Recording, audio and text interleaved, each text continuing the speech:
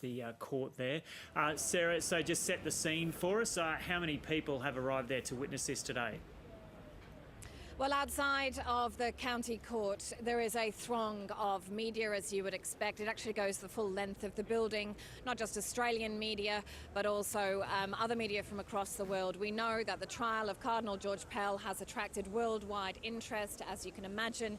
He is the most senior official of the Vatican ever to have been convicted of child sex abuse, and accordingly, CNN, BBC and the New York Times have all been covering this trial, along with other press from Italy and the Vatican City. Now, we do know that the courtroom has opened upstairs. And I might just interrupt you there for a moment, Sarah, because this is where we farewell viewers on the main ABC channel. If you want to continue with us on the ABC News channel, you can switch over now and we'll have that sentencing of George Pell coming up in a few minutes. And so, yeah, we'll go back to Sarah Farnsworth now. Sarah, sorry for that interruption. So take us through what George Pell, who exactly George Pell was and what he's been found guilty of. So Cardinal George Pell has been found guilty of 5 counts of sexual abuse dating back to the 1990s. Now that abuse occurred against 2 choir boys at St Patrick's Cathedral here in Melbourne at the time, just after actually George Pell was appointed as the Archbishop of Melbourne. Now, he's due to be sentenced in just a few minutes' time. I'm hearing from in court that Cardinal Pell is yet to be led into the dock where he will sit for his sentencing before Chief Judge Peter Kidd, but his lawyers are inside.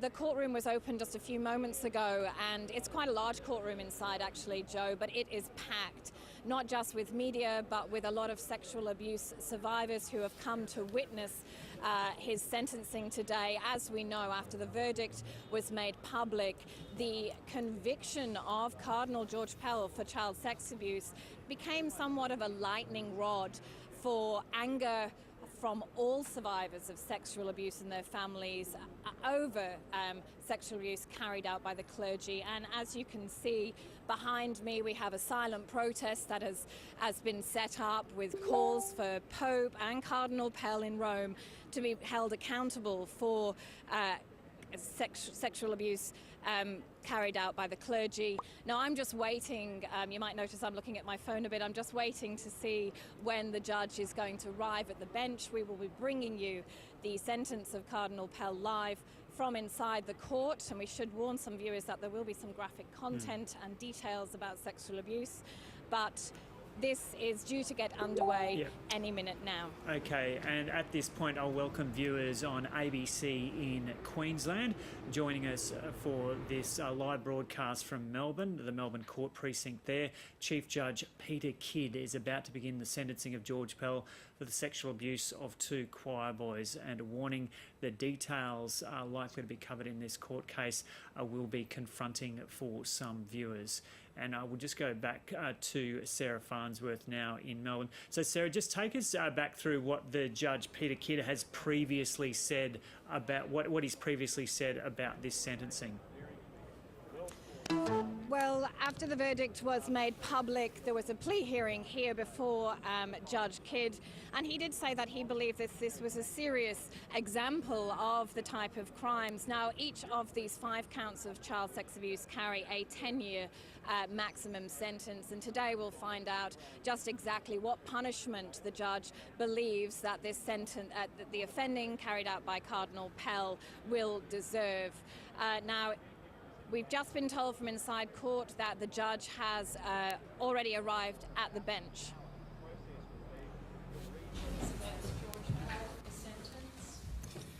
You may be seated, Cardinal Pell.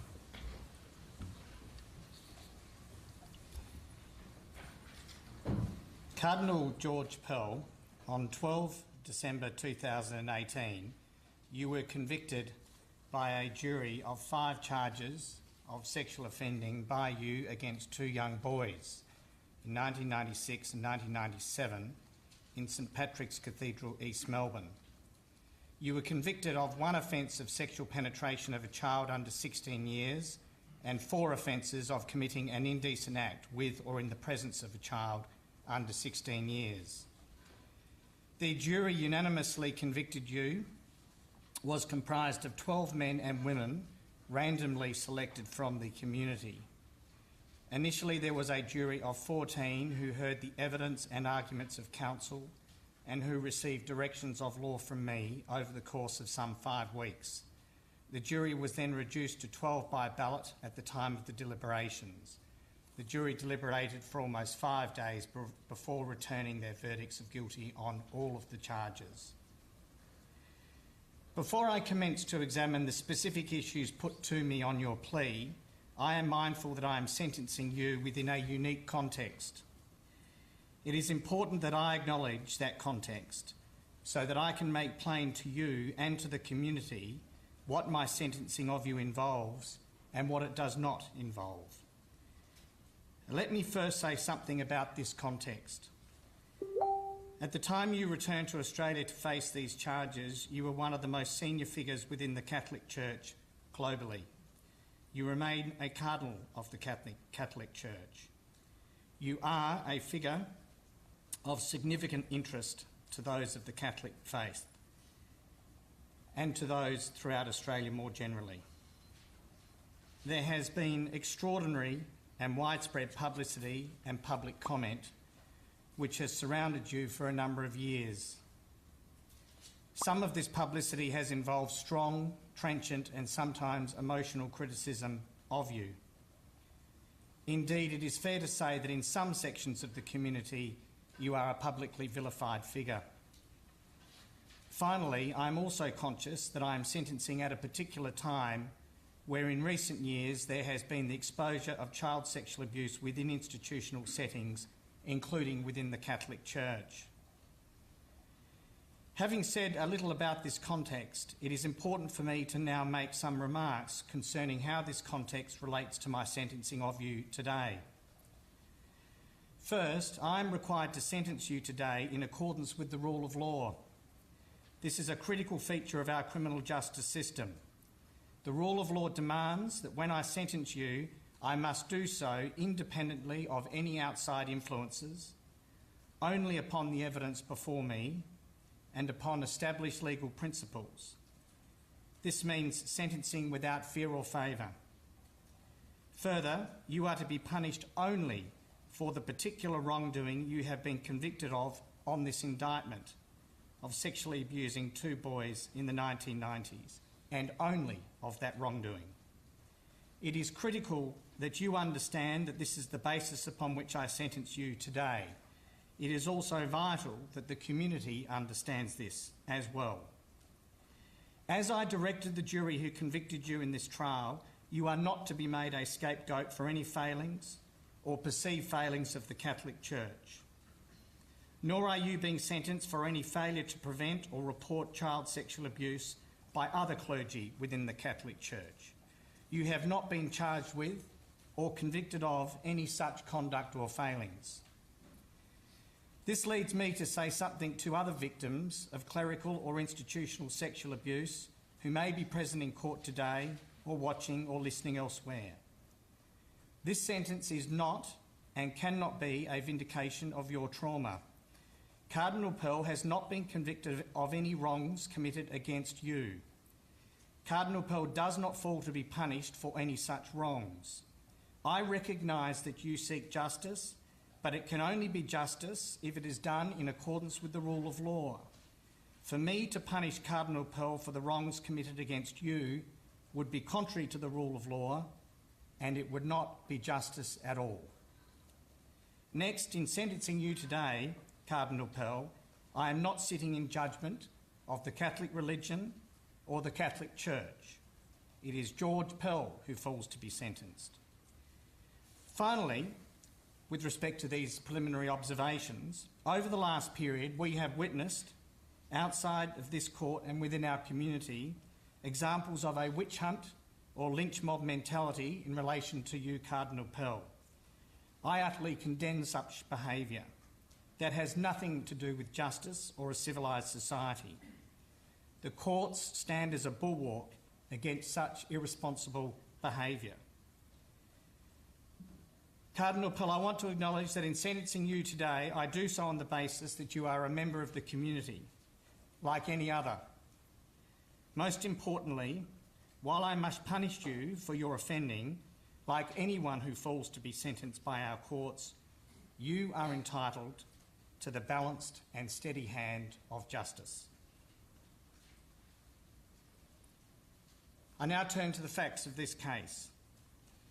You fall to be sentenced on a basis consistent with the jury verdict on your trial. It was common ground at the plea that this effectively means that you are to be sentenced on the basis of the account of the victim J, who gave evidence at trial. Your counsel accepts this. I must at law give full effect to the jury's verdict. It is not for me to second-guess the verdict. What this means is that I am required to accept and act upon J's account. That's what the law requires of me, and that's what I will do. In the latter part of 1996 and into 1997, whilst Archbishop of Melbourne, you conducted Sunday solemn Mass at St Patrick's Cathedral in East Melbourne. The two victims, one of whom is now deceased, were choristers, or choir boys, who performed singing duties during Mass. They sang in furtherance of a singing scholarship each had with a private Catholic high school. I have anonymised my sentencing remarks so that the identities of the victims are not published. And in these anonymised remarks, I shall refer to the victims as J and R. The matter involves two episodes of offending. Turning to the first episode. In the latter part of 1996, at the conclusion of one Sunday solemn Mass, which was delivered by you, the victims formed part of a procession outside of the cathedral, walking back towards their choir room. The victims were still wearing their choristers' robes. During this time, without asking permission, the victims separated themselves from the procession. They made their way via the priest's sacristy corridor to the priest's sacristy. This area was off limits to the public. The priest's sacristy was also customarily off limits to choristers. Once inside the priest's sacristy, each of them drank some sacramental wine kept in an alcove within the priest's sacristy. After Mass, you entered the priest's sacristy alone. You were still robed. The priest's sacristy was the area you used for disrobing at the time. When you entered the priest's sacristy, you planted yourself in the doorway and said something like, "You're in trouble," to the victims. You and the victims sort of froze at that moment. Then you started to move something underneath your robes, like your trousers or belt. Shortly after this, you committed an indecent act upon R, who is now deceased. This involved pulling R aside, pulling out your penis, grabbing R by the back of his head with one hand and placing R's head and face in close proximity to your genital region. This occurred while R was crouched in front of you and you were standing. R was squirming, struggling and flailing while this was occurring. J saw R's face. R was terrified. At that point, R said to you, "Can't you let us go? We didn't do anything." R also called out no and help. This incident with R lasted about a minute or two. This is charge 1 on the indictment, indecent act. A short time after this, you turned your attention to J. You then sexually penetrated J. This involved pushing your erect penis into J's mouth. You pushed J's mouth onto your penis for a short period of time, in the order of about 2 minutes. J was, to use his words, freaking out when this happened. You were standing and J was pushed down, crouching or kneeling. This is charge 2 on the indictment, sexual penetration. You then committed further indecent acts with J. You told J to take off his pants and you started touching his genitalia with your hands. This is charge 3 on the indictment. While this was occurring, you began touching your own genital area with your other hand. These acts occurred over a minute or two. This is charge 4 on the indictment. Both charges 3 and 4 are indecent act charges. Once you stopped, J put clothes back on and J and R left the room. They eventually rejoined the choir. Both J and R were present together in the priest's sacristy during the whole of the offending. At this time, both J and R were aged 13 years of age. During the incident, J and R were crying and sobbing. J and R called out, but it was at a level of whimpering and whispering. At some point you told J and R to be quiet because they were crying. Now turning to the second episode of offending. Over a month later, following Sunday Solemn Mass at St Patrick's Cathedral, Jay was walking along the back corridor that leads past the priest sacristy. You were also walking in that same area. You had either just presided over or delivered Sunday Solemn Mass. You were in official robes. Jay was in his chorister's robes. You pushed yourself up against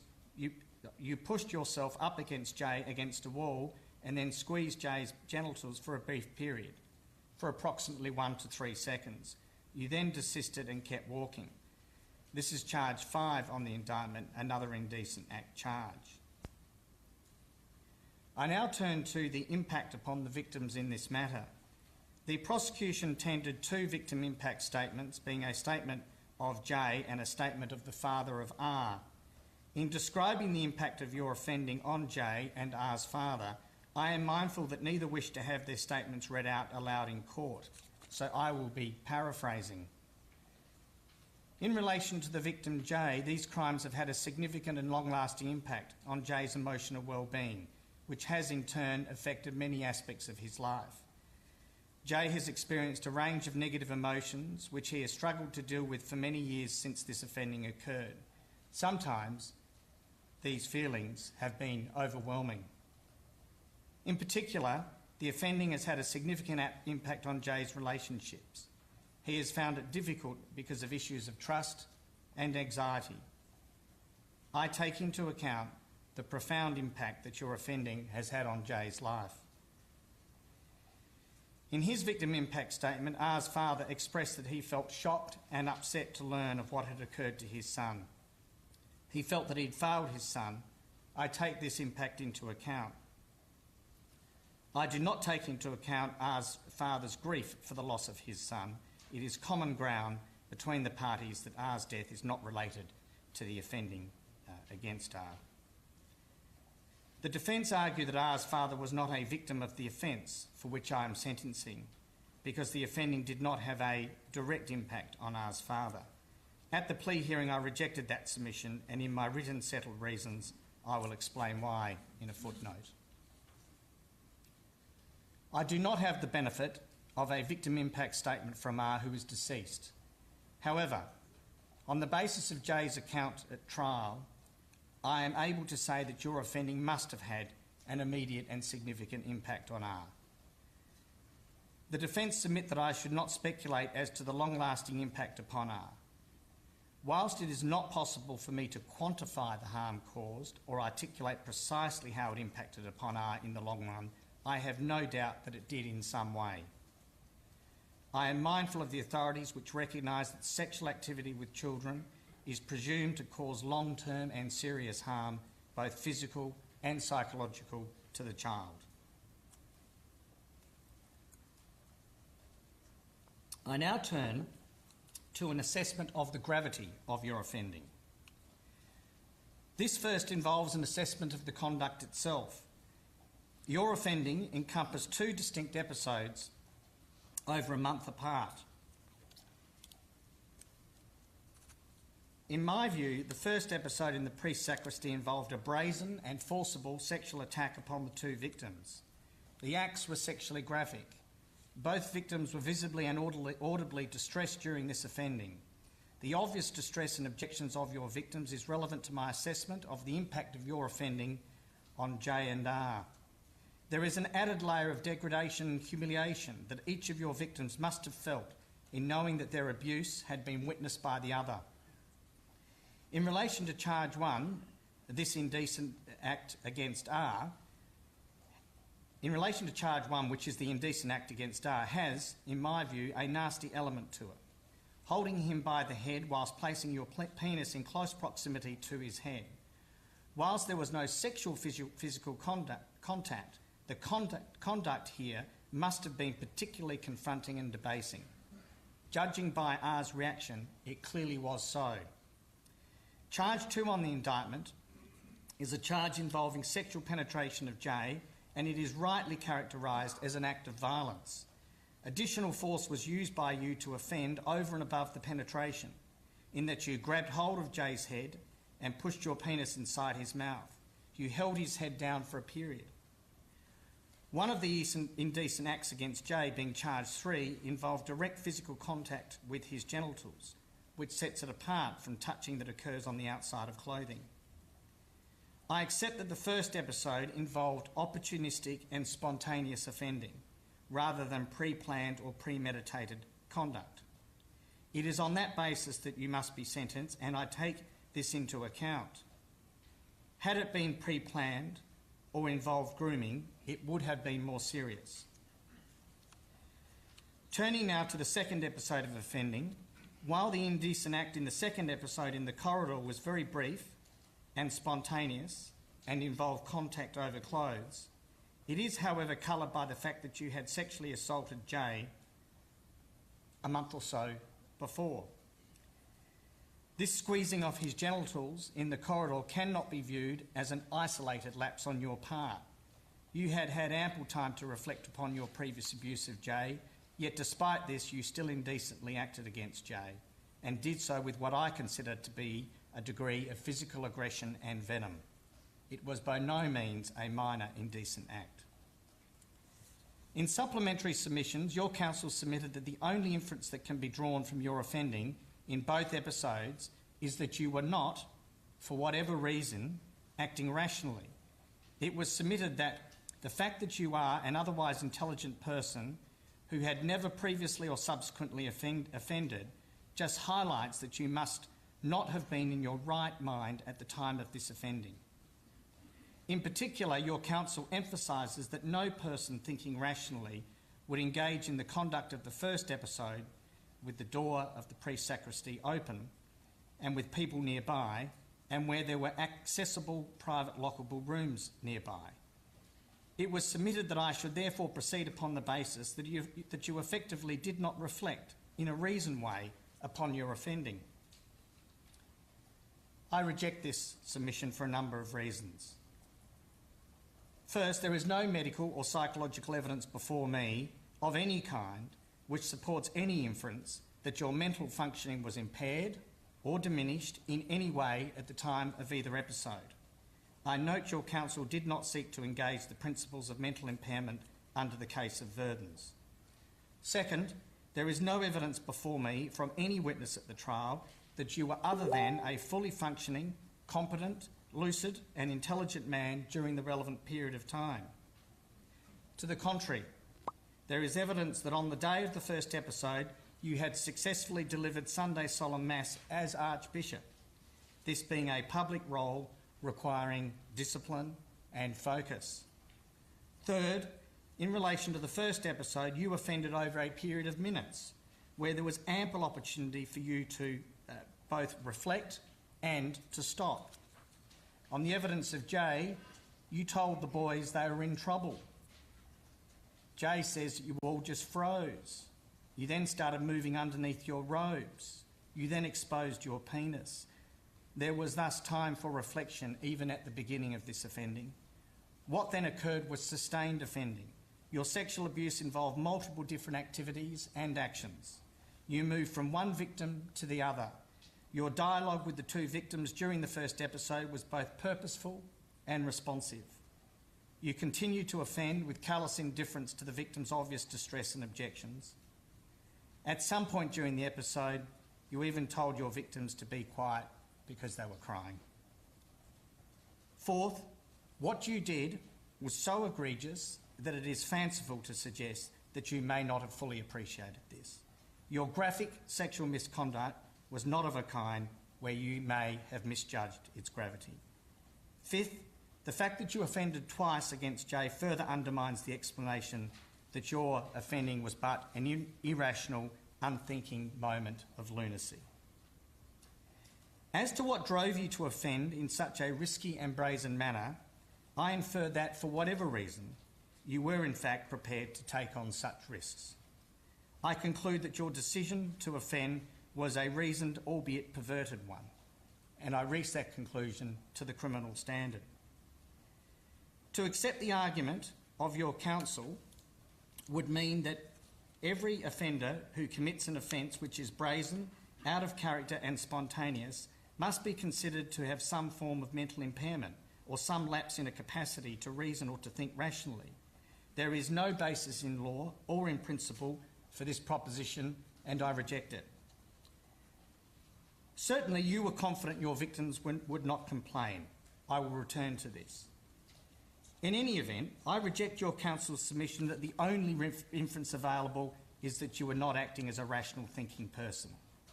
If I am required to identify other explanations as to why you were prepared to take on the risk of somebody walking in on you into the priest's sacristy, then I do so. By the jury's verdict, this offending occurred, and no one walked into the priest's sacristy whilst you were offending. These are facts which I must act upon. You may at the time have been sufficiently confident that other church officials would not walk in during this period of time. You would have had some knowledge as to their activities and whereabouts at the time. Moments before you had walked from the cathedral into the priest's sacristy corridors, you would have had some opportunity to interact with others and observe their movements. Another possible reasonable explanation for your preparedness to take on the risk of somebody walking into the sacristy is that you may also have subjectively believed that had this occurred, you could control the situation. You may have thought you could control the situation by reason of your authority as Archbishop, whether or not that belief was well-founded. Such a state of mind would have been extraordinarily arrogant, but the offending which the jury has found you have engaged in was, on any view, breathtakingly arrogant. These are all reasonable inferences available once it is assumed, as I must, that this offending actually occurred.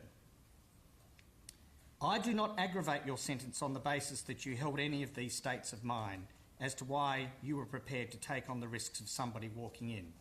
I simply highlight them as reasonable possibilities to further rebuff your counsel's submission that the only inference available is that you could not have been acting in a rational thinking way.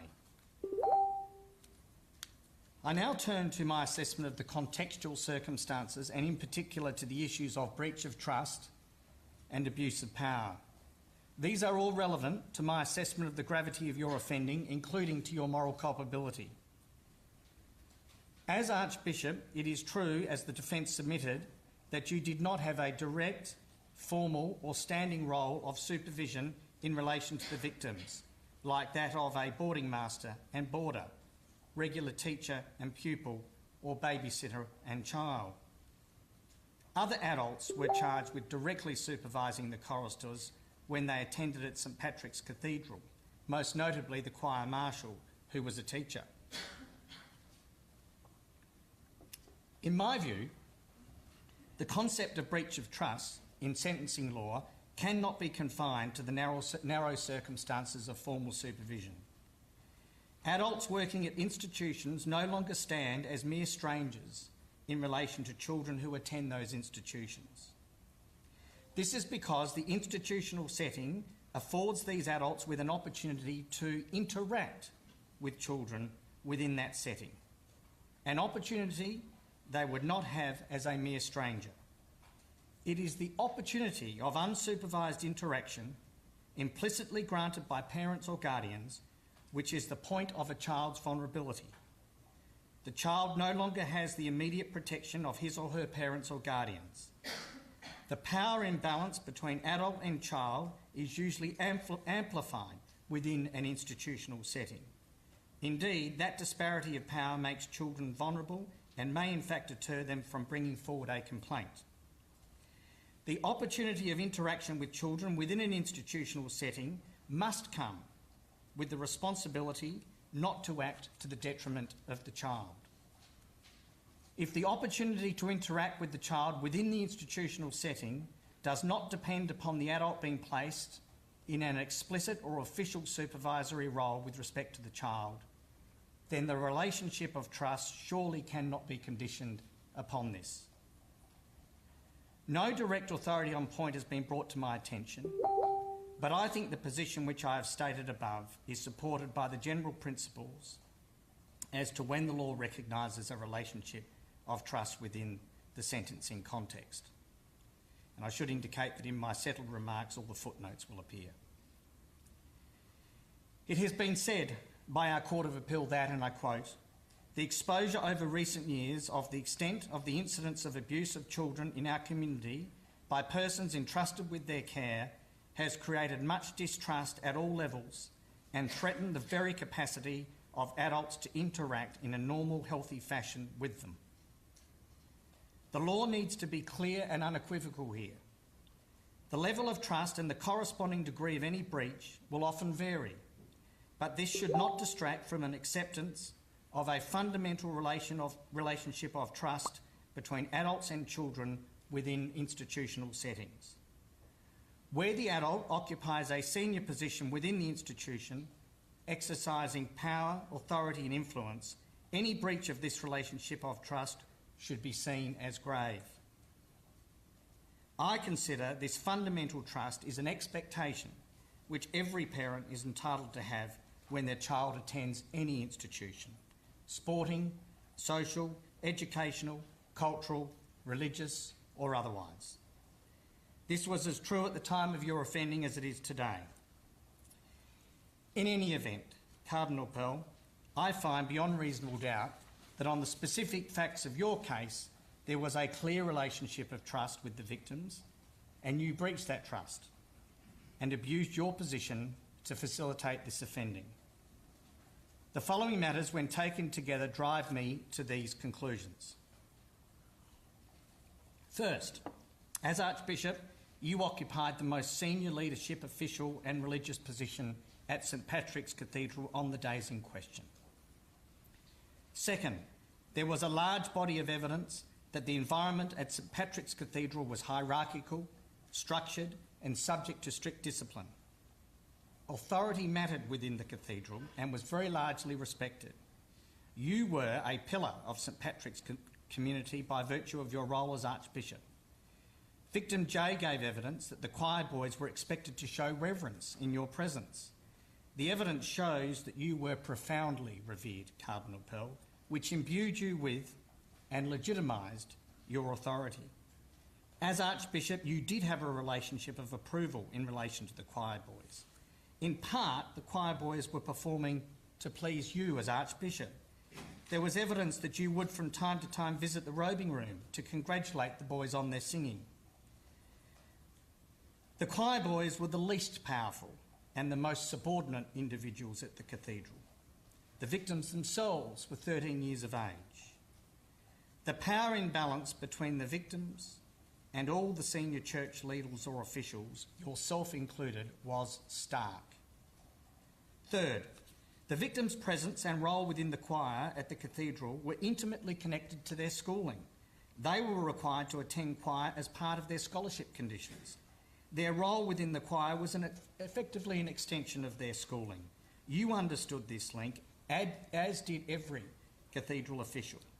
This educational connection and the school-like atmosphere with which the cathedral was imbued further reinforces in my mind the obvious relationship of trust which was cast upon you and other church officials in relation to the boys.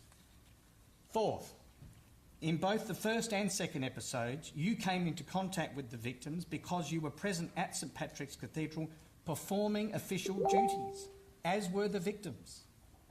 The victims would have seen you presiding over or delivering Mass immediately prior to the offending. The victims themselves had just performed choir duties during these Masses.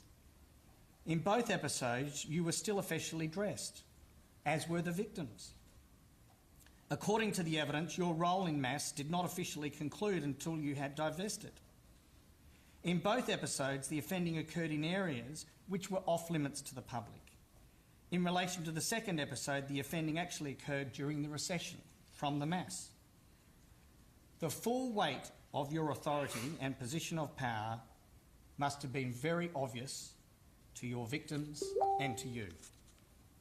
Fifth, during the first episode, when you found the victims in the pre-sacristy, you said words to the effect that you're in a lot of trouble. Whilst being offended against, pleaded that you let them go. Your admonishment of the victims was an explicit expression of your authority over them. The victims were rebuked by you because they had breached a rule in their capacity as choir boys. the very pretext through which you committed this offending had to do with the strict discipline of the choir boys at the cathedral. 6. The brazenness of your conduct is indicative of your sense of authority and power in relation to the victims. In the case of the first episode, you did not seek to secure the door of the priest's sacristy before you commenced the offending. You offended against 2 victims despite the fact that the door was unlocked and despite the risk that either victim could have run from the room or later complained. I think you did give thought or reflection to this offending, and the only reasonable inference from the brazen circumstances of your offending is that you had a degree of confidence that the victims would not complain, either immediately or by running out at some later stage. The second episode was also redolent of your absolute dominance over Jay and control of the choir boys more generally. In my view, you did not say anything to your victims by way of threats to secure their silence because you've clearly felt that you did not need to. 7th, while I consider that your offending was intimately connected with your duties and role as Archbishop and the victims' duties and roles as choir boys, on any view, you seized upon the opportunity presented to you to interact with the victims within the cathedral setting to abuse them. To conclude on this issue, the authority you carried within the cathedral setting in relation to the choir boys carried with it a significant responsibility of trust, not to do anything to the detriment of the boys. The argument of your counsel that this offending was committed by you, George Pell, the man, and not by you, George Pell, the Archbishop, must be roundly rejected. I do so without hesitation. Your obvious status as Archbishop cast a powerful shadow over this offending. Not only do I consider that you offended in breach of your relationship of trust and in abuse of your power and authority, I would characterise these breaches and abuses as grave. You were the Archbishop of St Patrick's Cathedral, no less, and you sexually abused 2 choir boys within that cathedral. This connection and the depth of the breaches and abuses is self-evident. I am conscious that the breaches of trust and abuse of power overlap here, and that one informs the other. Trust may be abused by the misuse of a position of authority. The conferral of authority and power can give rise to a relationship of trust. They interrelate in this way in your case. I am mindful that I must not punish you twice.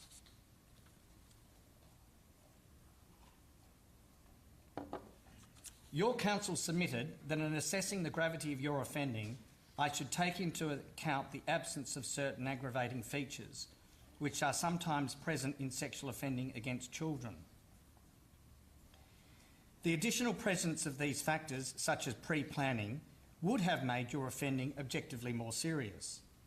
Their absence is, nevertheless, not determinative of my assessment of the gravity of your offending, which I must carry out upon the basis of what you actually did.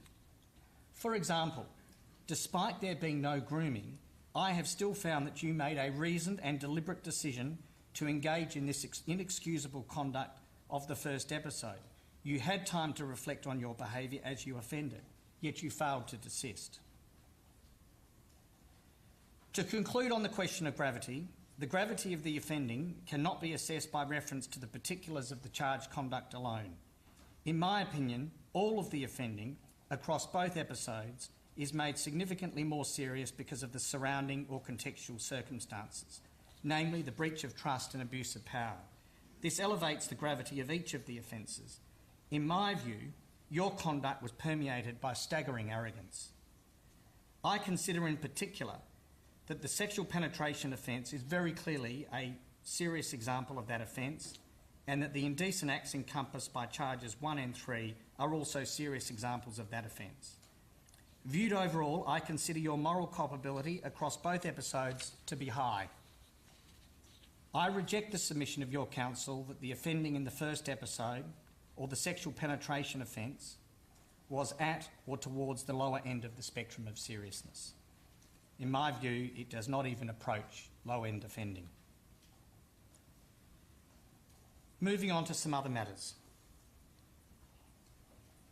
As I have already stated, you were convicted of these offences following a trial where you pleaded not guilty. You are not to be punished for electing to plead not guilty, as is your right. However, a number of matters flow from this. You are not entitled to any discount for pleading guilty. You maintain your innocence in relation to this offending, which is your right, and as a consequence, there is no evidence of your remorse or contrition for me to act upon to reduce your sentence. I now turn to your background and to the evidence of your good character. Cardinal Pell, you are 77 years of age. You were born in Ballarat, where you grew up, were educated and then ordained. You then obtained a Doctor of Philosophy from Oxford University before returning to Australia to work. By 1996, you were appointed Archbishop of Melbourne before being appointed Archbishop of Sydney. In 2014, you were appointed as first prefect for the Secretary of the Economy at the Vatican. At this time, you moved to Rome, where you remained until this matter arose. Self-evidently, you have experienced an exceptional career within the Catholic Church. You are clearly an intelligent and hard-working man. That brings me to consider your life's contribution and your good character. Evidence of an offender's otherwise good character is a factor that the sentencing judge is bound to consider. You have no prior convictions. Since this offending, you have not committed other offences. I have received a number of character references on the plea. These references come from people who have known you for many years in various professional and personal capacities. They speak of a man who dedicated his life to service, in particular to vulnerable members of the community. They describe a compassionate and generous person, especially to those experiencing difficulties in their lives. Someone who has a deep commitment to social justice issues and the advancement of education for young people. I note that these references were not challenged or contradicted by the prosecution. In addition to not having any prior convictions, I am satisfied that the evidence before me is that you are someone who has been, in the last 22 years since the offending, of otherwise good character. I sentence you upon the basis that these episodes, viewed together, constitute isolated offending. I make substantial allowance for your good character and otherwise blameless life. However, the question of your good character is also relevant to other sentencing purposes. I will return to these issues in due course. I turn now to your age and health. Your age is a significant factor in my sentencing exercise. As I've indicated before, you're now in your late 70s. It is relevant in a number of ways. Of some real importance in my sentencing exercise is the fact that each year you spend in custody will represent a substantial portion of your remaining life expectancy. While it is a matter of speculation as to how long you will live, the fact is that you are of advanced years and are entering the last phase of your life. Like anyone in the late 70s, your health will decline in time. I am conscious that the term of imprisonment, which I am about to impose upon you, carries with it a real, as distinct from theoretical, possibility that you may not live to be released from prison. Facing jail at your age in these circumstances must be an awful state of affairs for you. You are also clearly someone with some significant enough health issues. Your health is also a relevant factor, and it's related to your age. You have a significant history of cardiac problems and currently suffer from hypertension and congestive heart failure. You have a dual-chamber pacemaker. While stable out of custody, it is the opinion of one of your treating doctors that stress is an aggravator to heart failure if your blood pressure is not controlled. Your doctor has also observed that your blood pressure has been more difficult to control with stress. You also have osteoarthritis in both knees, and recently I granted you bail to undergo bilateral knee surgery. Your age and health also interacts with a number of other factors which I must consider, including the quality of your time in custody and your risk of reoffending. As to the former, one might anticipate the quality of your health will decline over time. The medical evidence does indicate that your heart and blood pressure conditions will be aggravated by stress. I have no doubt that you will experience some stress while in custody. I will make allowance for these matters. I turn now to the question of delay. The delay in your case since the offending is in the order of 22 or so years. The lapse of time since the commission of offences of this kind is, however, not unusual. It is often the case with offending such as yours that the victims do not come forward for many years after the offending. That all said, the delay in this case does have some consequences. As I've already observed, you now fall to be sentenced to a not insubstantial term of imprisonment as a 77-year-old man, and I've already touched upon what follows from this. The delay also means that you've been able to demonstrate the capacity to lead an otherwise blameless life in the 22 years since the offending, which, as I said, I will take into account. I turn now to consider your risk of reoffending, your rehabilitation, and to the purposes of specific deterrence and community protection from you.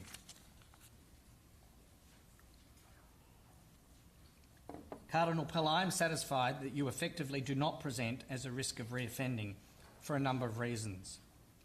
Your advanced years, the fact that you will be older still once released from prison, your otherwise good character, the fact that you have not offended in the 22 or so intervening years. Other factors, such as your notoriety and sexual offender registration, which I will come to, are also likely to further limit any interaction with children in the future and effectively eliminate any opportunities to offend. The prosecution has submitted that as you have shown no remorse or insight into your offending, there remains no explanation for your offending and the underlying causes cannot be addressed. The prosecution contends, therefore, that there remains a risk of reoffending, albeit a limited one. I do not accept that submission. The lengthy period without offending since these matters supports my conclusion that you have effectively reformed. And as I have said, there are other matters, such as your advanced years, which persuade me that you are not a risk to the community. It also follows that my sentence today is not aimed at protecting the community from you as an individual. In my view, specific deterrence also has no role to play. I turn now to the question of extracurricular punishment. It was submitted on your behalf that you have experienced an unprecedented level of public scorn and criticism. This is partly as a result of the investigation and prosecution of these offences, but such public criticism and scorn is also attributable to other alleged offences for which you were either not charged or where the charges were subsequently dismissed. It was also submitted that you have had to endure the stress of having to plan and work with your defence team on rebutting many charges that did not ultimately proceed to trial, and that you have lived under that additional stress for a number of years. It was also submitted that you have had to endure protests and verbal abuse whenever you were seen arriving or departing from court, at least during your preliminary court appearances, and that you have been publicly pilloried, both in the media and through the publication of a particular book. Finally, it was submitted that because of this kind of publicity and stigma, the resumption of your earlier career, including but not limited to... I'll start that again. Finally, it was submitted that because of this kind of publicity and stigma, the resumption of your earlier life, including but not limited to your career, is now impossible. Your counsel submitted that this material, at least looked at globally, represents extracurricular punishment. That is, a form of punishment that you have received over and above the punishment which I will impose upon you today through my sentence. Further, it was submitted that I should take this all into consideration when sentencing. The prosecution conceded that this is an unusual case, indeed a unique case, and have conceded that the matters relied upon by the defence warrant a level of mitigation. While the manner and extent to which extracurricular punishment and public opprobrium should be taken into account by way of mitigation is not entirely settled, I accept the position of the parties and your council's submissions in particular that I should make allowance for these matters in my sentence, and I have done so.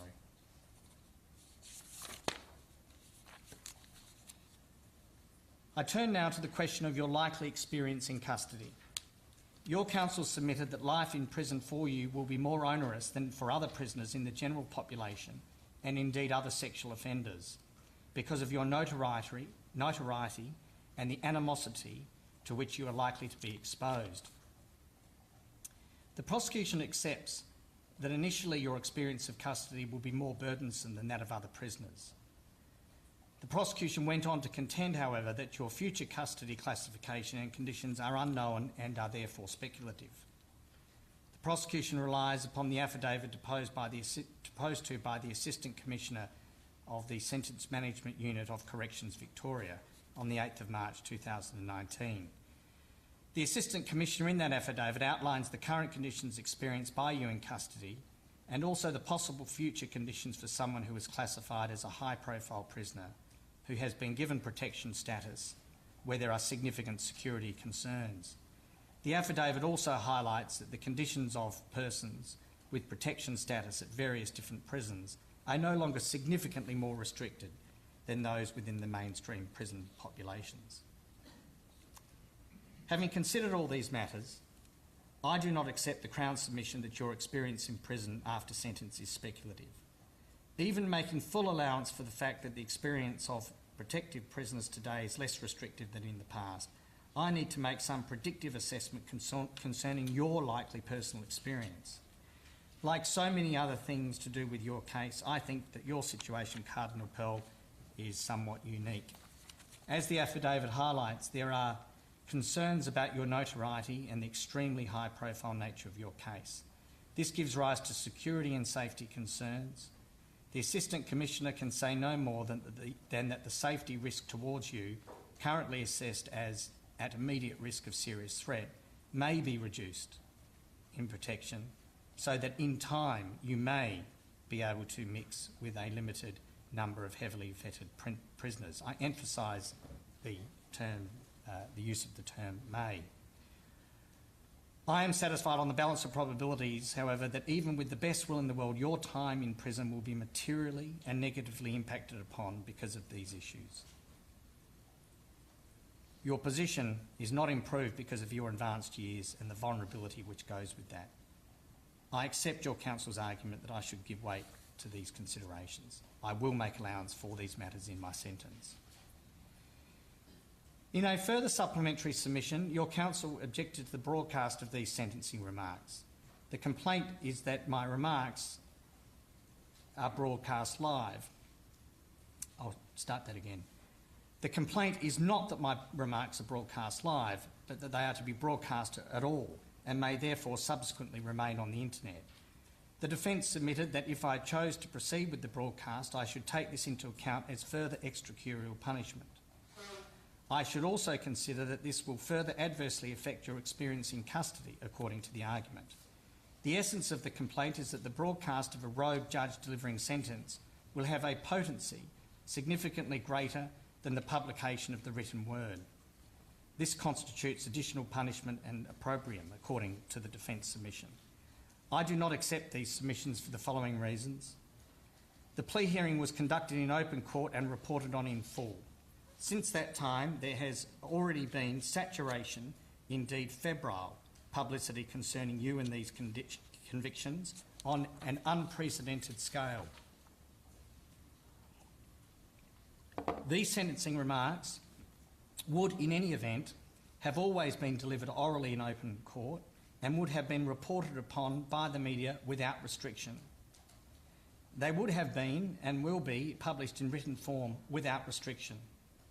I consider that even if my sentencing remarks were delivered orally in open court and published in writing, the public would still be inundated with reports of my sentencing remarks and findings. Delivered in that way, the sentencing remarks would still carry the full weight of my judicial authority, as they should. Further, the media coverage of them would have been, in any event, at saturation levels. The broadcast of these sentencing remarks, therefore, does not communicate anything of substance more than what I would have communicated or delivered had I delivered them orally in open court and published them in writing. As the publicity will already be at saturation levels, I fail to see how the fact of the broadcast of my remarks will materially change the levels of coverage. On that basis, I do not consider that the broadcast per se will have any material impact on the levels of publicity and your experience in custody over and above the publication of my written sentencing remarks. Even if it is the case that a visual broadcast of my sentence is imbued with further judicial authority, this cannot be a legitimate basis for objection. It entails no punishment. The argument advanced by your counsel with respect, in my view, is irrational. The broadcast of my sentencing remarks is simply a clear demonstration of transparent and open justice and an accessible communication of the work of the court to the community in relation to a case of interest. I conclude by saying that the broadcast does not constitute additional or extracurricular punishment. Irrespective of the means of the delivery of my sentencing remarks, I nevertheless accept that your ongoing notoriety will continue to be exacerbated by the deluge in publicity which will follow my sentence. I accept that this will impact upon your experience in custody, as I have discussed, and I will take that into account. I now turn to consider the purposes of general deterrence, just punishment and denunciation.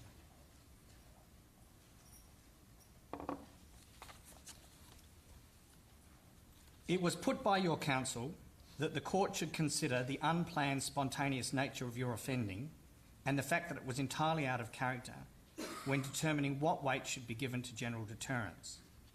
It was argued that general deterrence is of limited value to would-be child sexual offenders in the community who offend without premeditation, that is, spontaneously or on the spur of the moment. That is especially so where the offender acted irrationally without reasoned reflection. So the argument goes. I reject the proposition that general deterrence should be moderated in your case. There may be scenarios known to the law where general deterrence should be moderated. Two such scenarios have arisen in the course of argument, but neither applies to you. I will now deal with each of them. First, with some non-intentional offences, such as negligently causing serious injury, general deterrence will not loom large. That is because it would be, and I quote from a Court of Appeal judgment here, unrealistic to think that the sentence to be imposed would have the slightest effect on the likelihood of similar offences being committed in the future. Close quote.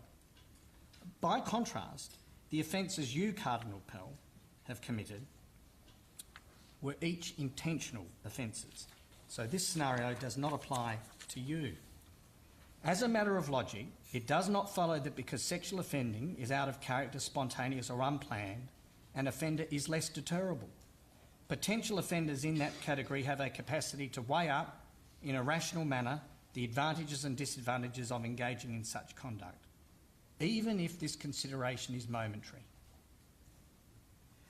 The message which the courts send to would-be child sexual offenders must be unequivocal. They must be dissuaded whether the offending is planned or whether it is the result of a spur-of-the-moment decision.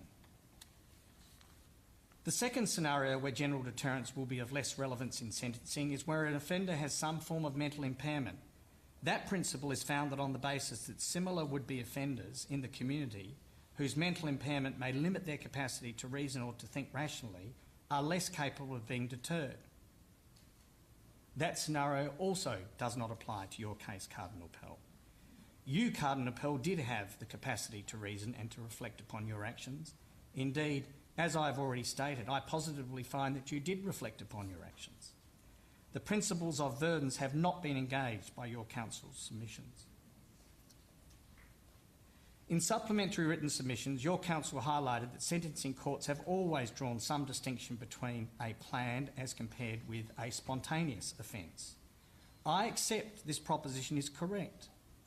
I stress that this is relevant to my assessment of the objective seriousness of the offending and in determining your moral culpability. I will weigh this into my consideration.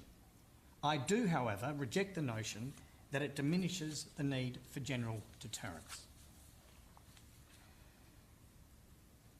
Now, having rejected the submission that general deterrence should be moderated, I now want to say something more generally about the role which general deterrence, denunciation and just punishment play in this sentence. The many factors I have identified in your favour, in particular your old age, your otherwise blameless life and the 22-year delay, must be balanced against the need for the sentence to properly reflect the purposes of general deterrence, denunciation and just punishment. Those purposes loom large when I come to consider your sentence. The purposes of general deterrence, denunciation and just punishment are very important in cases involving sexual offences against children. As the High Court has said, and I quote, "Sexual abuse of children by those in authority over them has been revealed as a most serious blight on society." Close quote. The sentence I impose must aim to discourage potential offenders by demonstrating to those offenders the grave consequences of violating such laws. Further, it is important that the factors particular to you do not devalue my assessment of the gravity of your offending and do not result in an inappropriately low sentence. I turn now to consider the maximum penalties and to the question of sentencing practices. In relation to the charges of indecent act with or in the presence of a child under 16 years, the maximum penalty is 10 years imprisonment. In relation to the charge of sexual penetration with a child under 16 years, at the time I'll start that again. In relation to the charge of sexual penetration with a child under 16 years, at the time you committed that offence, the maximum penalty was also 10 years imprisonment. While Parliament has since increased the maximum penalty for this offence to 15 years, it is the lower maximum penalty of 10 years which applies to you.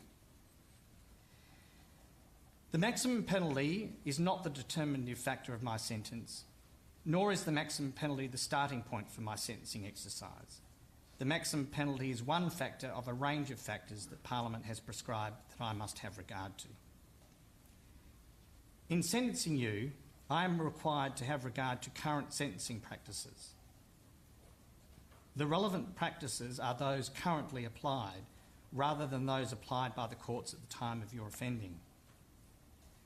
The principle of equal justice requires, however, that I also take into account sentencing practices at the time of your offending, if they are ascertainable, on the basis that those practices are relevant to arriving at a sentence that is just in all the circumstances.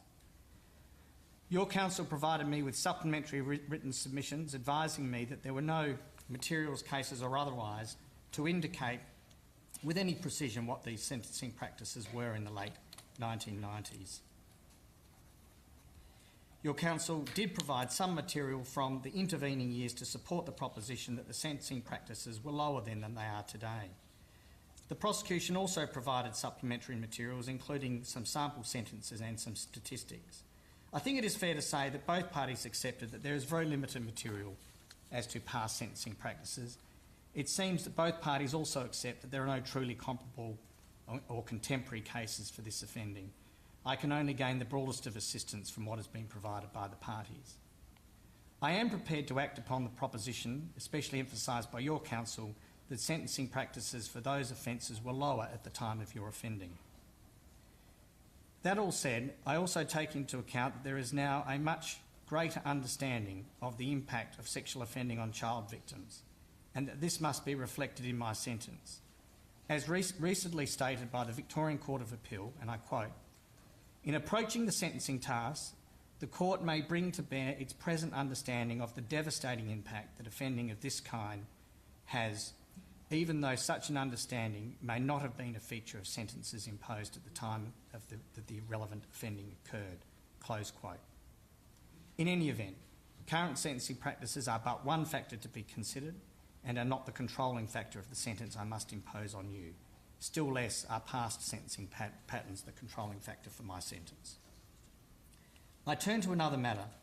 Cardinal Pell, as I will be sentencing you to a term of imprisonment in relation to charges 1 and 2, you fall to be sentenced as a serious sexual offender in relation to charges 3, 4 and 5. I will note this in the records of the court. When sentencing you as a serious sexual offender, I must have regard to the protection of the community from you as a principal purpose for which your sentence is imposed when I'm determining the length of the sentence. I have, however, found that you do not currently pose a risk to the community. Further, the prosecution has not supported a disproportionate sentence and I will not be imposing one. As a consequence of my sentence today, you must also be registered as a sexual offender. By virtue of you committing these offences, your reporting period as a registered sex offender is for life. The prosecution made an application to obtain a forensic sample from you. Your counsel indicated that you consented to this forensic sample order being made. I therefore granted the prosecution application. I direct that you undergo a forensic procedure for the taking of an intimate sample. I'm further required to tell you that police officers may use reasonable force to enable the procedure to be conducted to obtain a sample from you. I now turn to the issues of cumulation and to the principle of totality. The law provides that sentences are presumed to be served concurrently, that is, they are to be served at the same time in an overlapping way. They are served concurrently unless I otherwise make orders that parts of a sentence are to be served cumulatively. Cumulation is where I direct that part of one sentence be added on top of another sentence. The totality principle requires me to ensure that your overall sentence remains just and appropriate for the whole of your offending. Any orders for cumulation must be moderated to the extent necessary to give effect to the principle of totality. The presumption of concurrency is reversed in relation to the sentences I impose on charges 3, 4 and 5, where you are sentenced as a serious sexual offender. However, I stress that the principle of totality continues to apply. I will make the sentence on charge 2, being the sexual penetration offence against the victim J, the base sentence. This is because it is the most serious offence and will attract the longest term of imprisonment. Charges 1 to 4 all form part of a single episode. In order to reflect this, these sentences will be served substantially concurrently. That is, some cumulation is justified. Some meaningful cumulation of the sentence I impose with respect to the indecent act against R, being charge 1, is required to appropriately reflect the fact that there were 2 victims in this overall offending. Were I not to do this, R would become a meaningless statistic. The overall sentence must appropriately reflect that he too was offended against and harmed.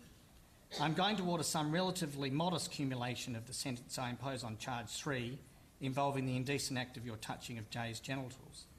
While this is part of the same episode in which J was orally penetrated, I think this indecent act is a sufficiently serious and distinct activity to warrant some measure of cumulation. I think some cumulation of the sentence I imposed with respect to charge 4, where you masturbated yourself while touching J's genitals, to charge 3 is justified. I would limit it to a relatively small amount in recognition of the fact that it temporarily overlaps with charge 3. I will then finally make an order of some cumulation with respect to charge 5, being the second episode.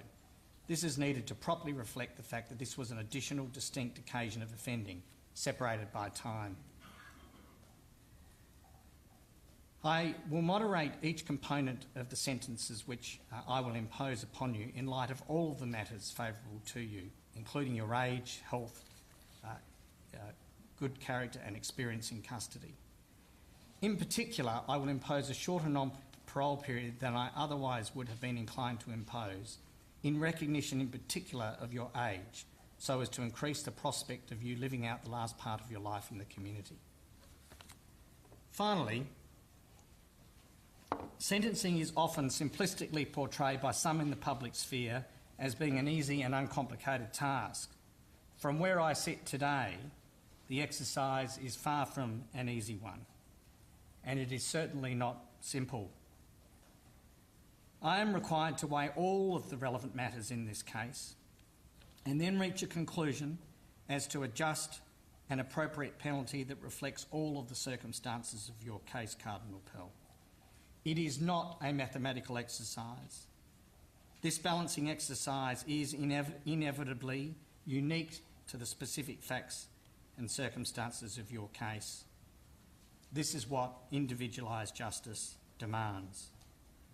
As I have endeavoured to show above, some of these factors pull in a favour of a more lenient sentence, while others pull in favour of a harsher sentence. In your case, this complexity is exemplified by the fact that on the one hand, I must punish and denounce you for this appalling offending. Yet on the other hand, I am conscious of the heavy reality that I am about to sentence you, a man of advanced years, who has led an otherwise blameless life, to a significant period of imprisonment, which will account for a good portion of the balance of your life. Cardinal Pell, would you please stand? All things considered, I impose the following sentences upon you. On charge 1, being the indecent act against R, I convict and sentence you to 2 years and 6 months imprisonment. On charge 2, being the sexual penetration against J, I convict and sentence you to 4 years imprisonment. On charge 3, being the indecent act against J, where you touched his genitals, I convict and sentence you to 2 years and 6 months imprisonment. On charge 4, being the indecent act against J, where you touched your own genitals in the presence of J, I convict and sentence you to 15 months imprisonment. On charge 5, being the indecent act against J during the second episode, I convict and sentence you to 18 months imprisonment. I direct that the sentence of 4 years imposed on charge 2 is the base sentence. I further direct that 12 months of the sentence imposed on charge 1, 4 months of the sentence imposed on charge 3, 2 months of the sentence imposed on charge 4, and 6 months of the sentence imposed on charge 5 are to be served cumulatively upon charge 2 and upon each other. This means that I sentence you to a total effective sentence of 6 years imprisonment. I set a non-parole period of 3 years and 8 months. That means you will become eligible to apply for parole after serving this non-parole period. Your release on parole will be a matter entirely for the parole board. I declare the 14 days imprisonment you have already served in pre-sentence detention as time reckoned as already having been served upon the sentences that I have imposed. You can be seated. Thanks, Cardinal Pell. Okay, so that's where